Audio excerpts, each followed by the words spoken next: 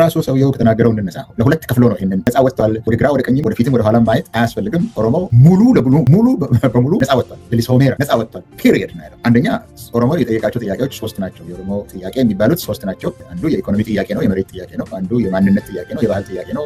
ሶስተኛው የዲሞክራሲ ጥያቄ ነው። እነዚህ ተሟልተዋል ነው ያለው። መሬቱንም አግኝቷል፣ ማንነቱን ተከብሯል፣ የዲሞክራሲ ጥያቄም ተመልሷል። ለነሱ አፄ ምኒልክ ቤተመንግስት አይደለም እንደሚሰራው እነዚህን ነው ያለው እሱ ራሱ የተናገረው። ሁለተኛ በኦሮሞ ህዝብ ትግል ውስጥ ችግሮች ነበሩ አለ። አንደኛ የአንድነት የኦሮሞ ህዝብ አንድነት ችግር ነው የነበረው። የኦሮሞ ህዝብ አንድ አልነበረም ነው የሚለው። ሁለተኛ አሸናፊ ሀሳብ አልነበረም።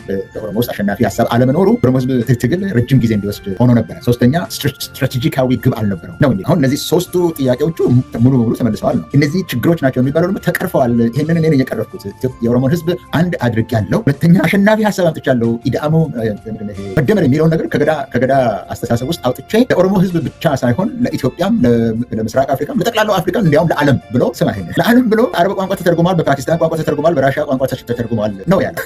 አሁን አየህ እዛ ላይ ገና መደመር የሚባለውን ነገር ሲጀምር ትዝ ይላል አይደለም? የመጀመሪያው መጽሐፍ በተጻፈ ቀን ሊበራሊስቶች አልጠቀሙም። ካርል ማርክም ያደረገው ነገር አልጠቀመም። እኔ ከዚህ ሁሉ አውጣጥቼ ነው አገር በቀል ሀሳብ ላይ ነው ያመጣሁት ሲል ትዝ ይላቸዋል አይደለም?